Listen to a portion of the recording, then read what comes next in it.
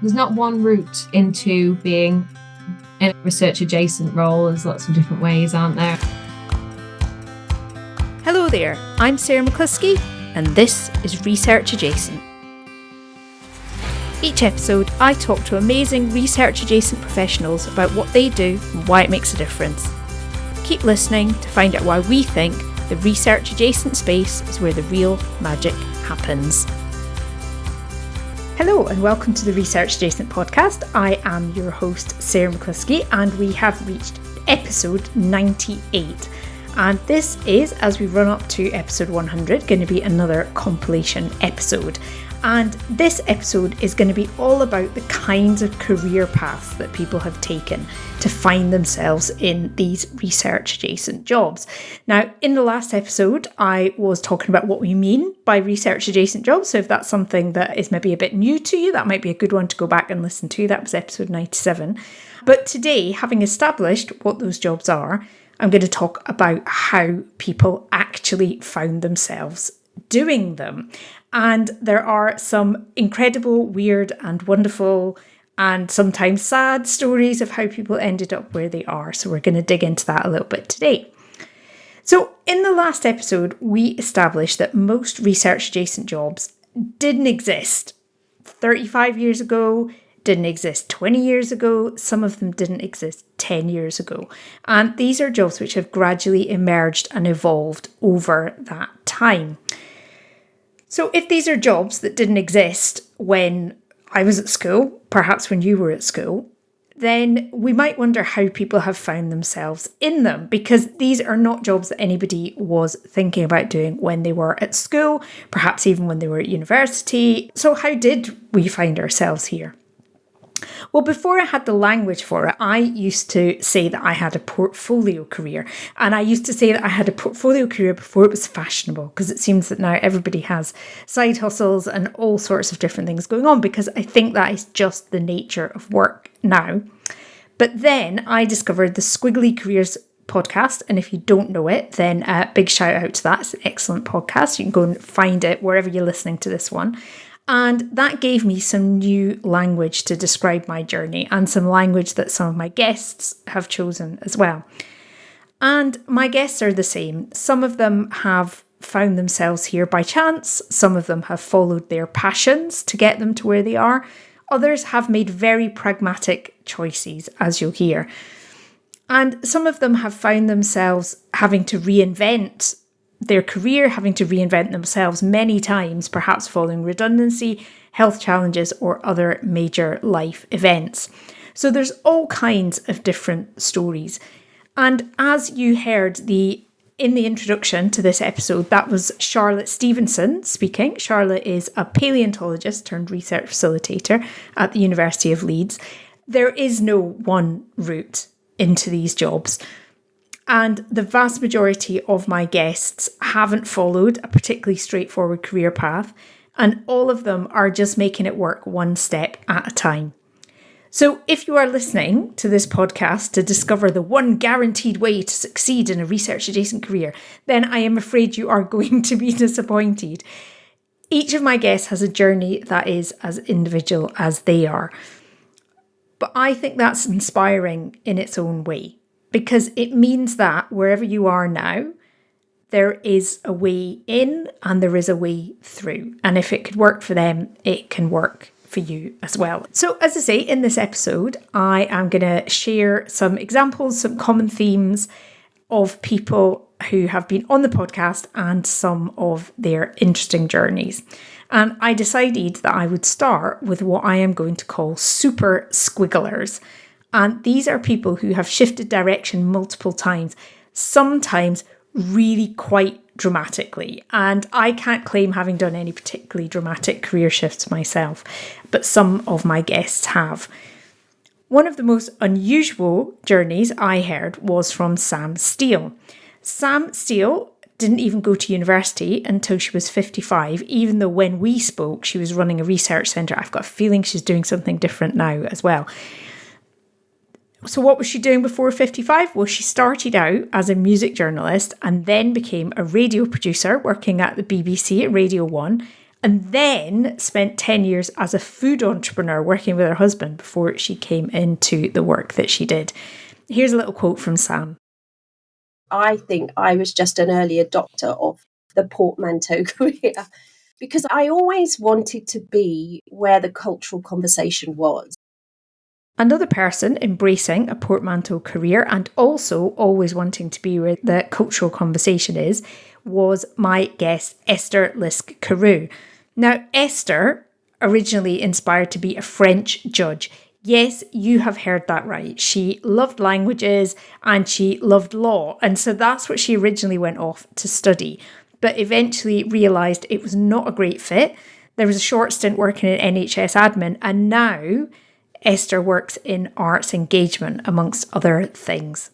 Here's a little bit from Esther. And it certainly isn't a role when I was at school thinking about, what do I want to do with my life? What kind of career do I want to have? What kind of life do I want to have? Because I am definitely the poster child for the squiggly careers, I think, as they've come to be known. That second quote that you heard there was Sonia Qureshi. Now, Sonia is quite senior in research or development at the University of Liverpool. And as you can tell, her quote inspired the title of today's episode. Sonia has squiggled her way across not only careers, but also continents. She started out as a primary school teacher in Pakistan and then studied business admin before pivoting to do a PhD in social innovation and impact. That led her into the research world and into researcher development. Another of my guests who didn't originally start out with any kind of aspirations to work in the research world is impact consultant Chris Pallow. Now, Chris started out as an aspiring filmmaker, and as he says, filmmaking is not a great way to make money, and so started tutoring purely to find a way to fund his creative dreams, and that ended up to be the foot in the door that he needed. The film industry is a terrible way to make money. So I just kind of kept hanging around universities and eventually got asked to consult at the University of Melbourne on a bunch of different media projects. I was lucky that I spoke to a shark scientist for advice, and he was like, "Are you kidding? We have scientists. We desperately need communications people." The voice that you heard after Chris there was science writer Melissa Hobson. Melissa, like Chris, began her career in something very different. She started, though, in PR, but as her LinkedIn bio says, that she just wanted to write stories about cool fish. And she realised, as you heard in that quote, that her different perspective was a strength rather than a weakness. And certainly that applies to a lot of the people who have been guests on the podcast. One of those who has used that difference as a strength is creative facilitator Mary Robson. She began her career as a theatre designer and has found that whilst her journey might seem random at the time, it makes a lot of sense looking back and finding connecting threads. But I've come to this place via a kind of circuitous route on one level, but then with a very clear line through everything I've ever done, I think, as a professional, which is that I fundamentally make things with people. Many of my guests have, like Mary, found that their career only really makes sense when they look back over it and find a way to connect up the dots. Others have found themselves in a situation where they knew that they had to make a pivot. And a lot of those are people who began their career by doing a PhD. So, as I think I mentioned in the last episode, around about half the people I've had on as guests have done a PhD. So it's in no way essential. And as you heard from the examples that I've just given, none of those followed that academic route initially. But one thing that does seem to happen with people who follow a PhD is that they come to a turning point where they have to think about whether this is something they're going to continue on or whether they are going to pursue a different path. So first off, I've got two people for you to hear from. They include physicist turned patent attorney Anthony Kavanagh, and then Matt Woodcock, who spent 20 years as a medieval history academic before, as he frames it, specialising in research impact. I just came to the realization that I didn't necessarily want to do this anymore. It wasn't a harsh call. It wasn't, I suddenly needed to move. I just wanted to try other things. And around about that time, by coincidence, I met someone who was training as a patent attorney. We met up. He described his role, and it sounded perfect to me. The word academic covers such a multitude of different activities, and I've been in that profession for 20 years, and making that pivot to professional services enabled me to focus on elements that I really enjoyed. One of the reasons that so many people following a PhD path find themselves at a real turning point where they have to make a decision is because although they might start a PhD assuming that it is the beginning of a career in academia, only a tiny fraction will actually stay in academia for any length of time. I think across the board, it's roughly around about 1 in 4, and only about 1 in 10, I think, make it to be a full professor. So many of my guests have described how that scenario can lead them to having feelings of failure, loss of identity, and lots of soul searching. So it's not surprising that several of my guests have found their niche in helping PhD graduates to navigate that transition, including careers consultant Sarah Ashworth and Holly Prescott. But it also includes others like business relationship manager Simon Cutler and Papa PhD podcast host David Mendes, and you'll hear from those second two now. Most people don't end up going down that academic career, and it's something that I talk to students now. It's not to say that the academic career isn't one that should be valued, absolutely, but equally we should value all the other opportunities that we get. And I thought, if I share these stories, people who are in this doubt, in this fog of the end of the PhD, not knowing what comes after and being anxious, there's nothing better than hearing the story of someone who navigated that and actually came out on the other side happy and is fulfilled. Now, whether they are people who followed a PhD path initially or did something different, one thing that I hope you are also picking up on all of my guests, is that whether by luck or by judgment, they are people who have proactively taken charge of their direction rather than passively waiting for good things to happen to them.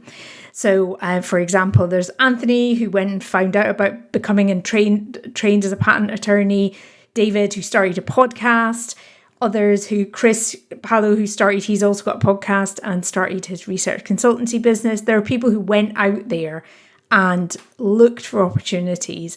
And there are also quite a number of examples of people, whether they're freelancers, whether they're people who are employed, who have essentially kind of created opportunities for themselves. So, for example, here are researcher developer Joanna Stadelbauer and also knowledge exchange manager Orla Kelly. Basically created this job myself, so it's not a surprise that it encompasses everything that I like to do. I have an innate love of talking and writing and creating knowledge and imparting it, and also engaging with people and doing stuff collaboratively and getting to set my own agenda a little bit. It's kind of right place, right time, opening doors for myself, creating opportunities and working with people that are really quite good at championing you and pushing you to do things and encouraging you to expand, which is a really, really positive thing. Now, just because some of my guests have been very proactive, they've made a real success of their career. That's not to say that these are all people who have gone out of their way to create change, to create opportunities. Instead, it's pretty clear that many of my guests have found themselves where they are because they were dealt a difficult hand and they had to figure out how to make the best of it. Redundancy is a common theme, and again, if you want to find out some of the stories of people who've gone through redundancy, including Jed Hall, John Elvin, others whose names are escaping me right now, but they also include NHS research manager Helen Riding and exhibition designer David Wright. Now, Helen made her first career pivot from graphic designer to midwife after being made redundant, and David found himself having to change organisations and look at different projects after redundancy gave him the push to do something different. Here is a little bit from Helen and David. One of my major hurdles was in my early 30s when I got made redundant, and I think that was a challenge because I don't come from a family with a strong academic background, and I've often felt that imposter syndrome, I think particularly in the research world. But I think as I've got more experienced and I undertook my master's and my confidence grew. The first project job that I did at 7 Stories was all about picture book illustration, and I loved it so much. And I worked on that project for a year. I felt like I was doing really good work. I really didn't want it to end, but there wasn't a way to extend the funding and extend the project. So that was it. And I was gutted. But I think with hindsight, going through that experience, it is actually quite useful being forced to move on, forced to get a job somewhere else. As well as redundancy and coming to the end of a PhD, health challenges is probably the next most common turning point that my guests have told me about.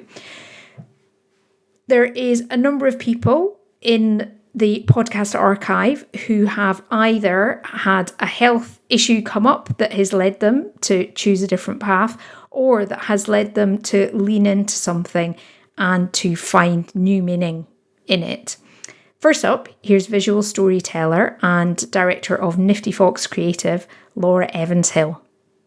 So I got super burnt out and needed to take some time out to work out how I was going to fix myself again and make a life that felt like it aligned my academic research passions with the creativity that was slightly beaten out of me in the institution.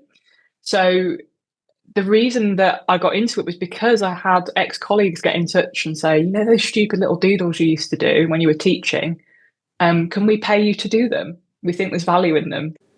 A cancer diagnosis is also, of course, an incredibly life-changing moment. But thanks to developments in research and new discoveries, more and more people are surviving cancer and going on to live fantastic lives afterwards. But that can lead people into finding new work opportunities there. And so here I've got a couple of guests to tell a little bit about their story. There is patient involvement manager Sam Rose, who works for the charity Bowel Research. Sam has Lynch syndrome, which is a genetic condition which predisposes her to a number of types of cancer, and she has had multiple diagnoses over the year. And I also interviewed Helen White and Danny Estler, who have both had experience of womb cancer, and they now work with a charity called Peaches Trust to advise research teams. So you'll hear first from Sam and then from Danny. I started doing some guest blogging for them sort of on the side as a patient, just my sort of patient story and experiences. And then one day our CEO rang me up and said, hey, there's this job as PPI manager. I'd really like a patient to be in the role. I think you'd be perfect. What about it? And yeah, 6 months later, here I am. I wasn't looking for a support group.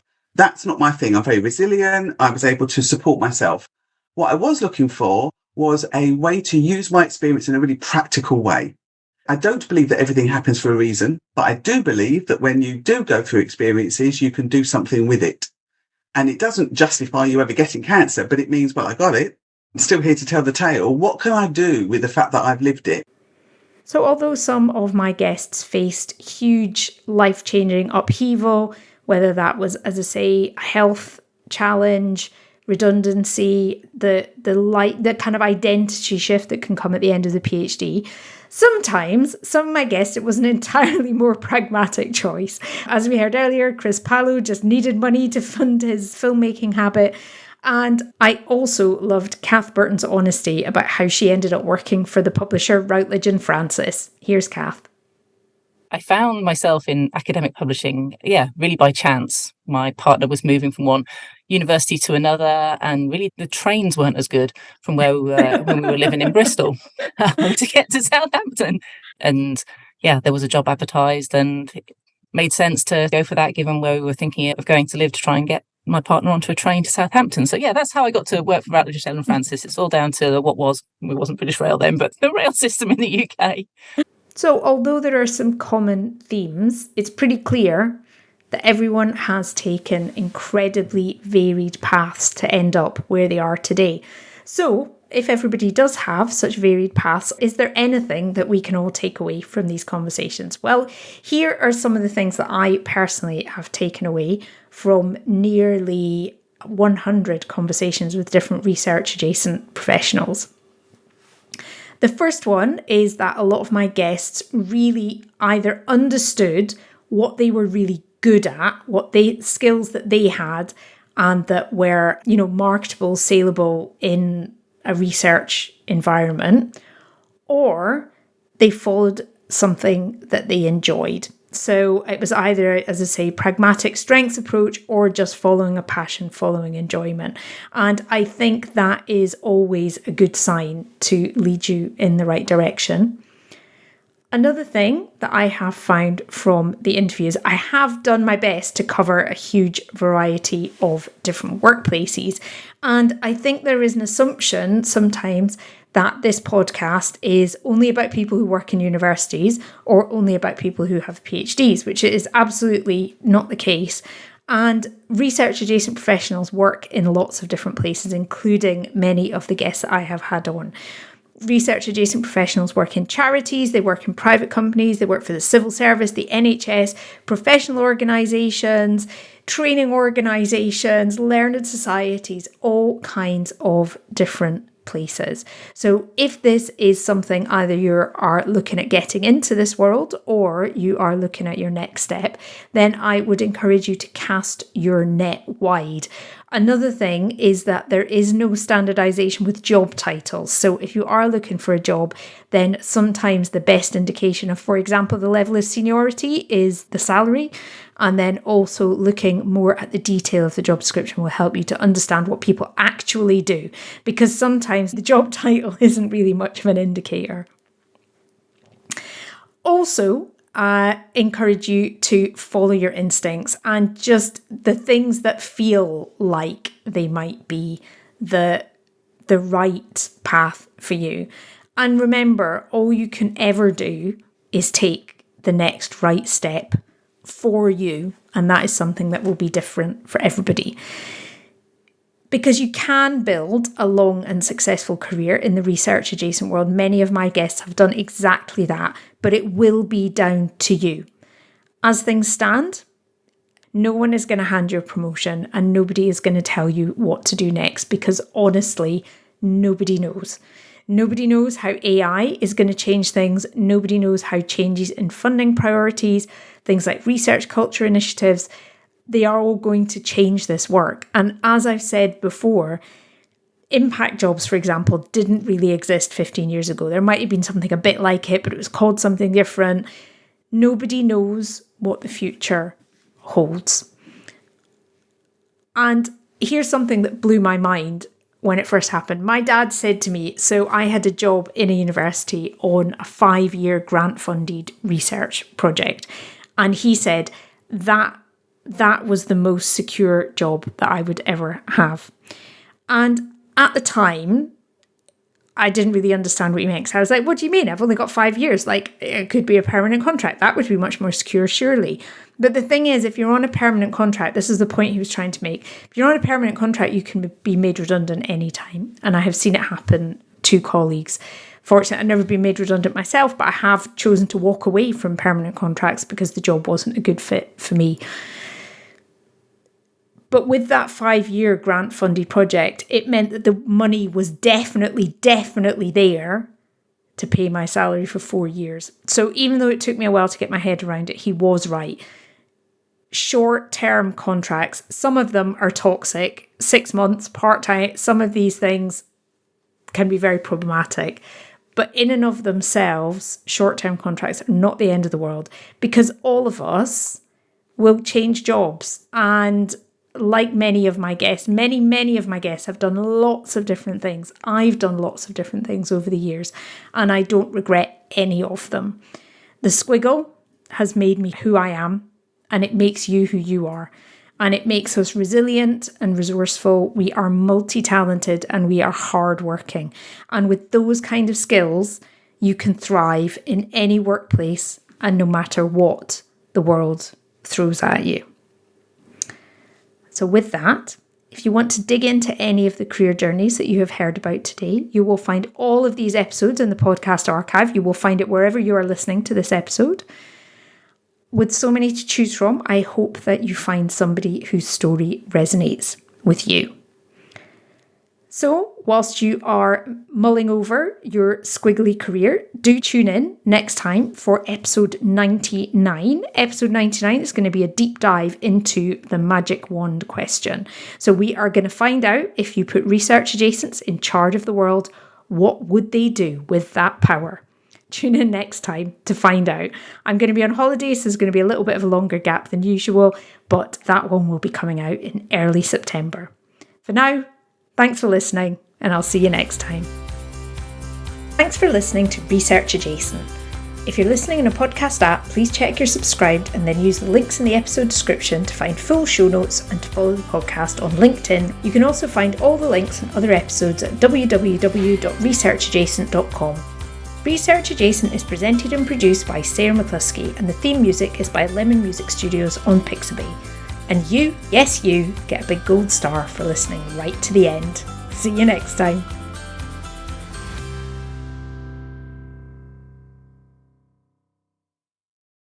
Are you still there? If so, I'm guessing you've either got your hands full or you have been really loving the conversation. And I love helping people to have conversations. Specifically, I organise, facilitate and train people to run events, workshops and meetings that get people talking about research. If this sounds like something you need help with, then get in touch. Pop over to sarahmccluskey.com or click the link in the show notes.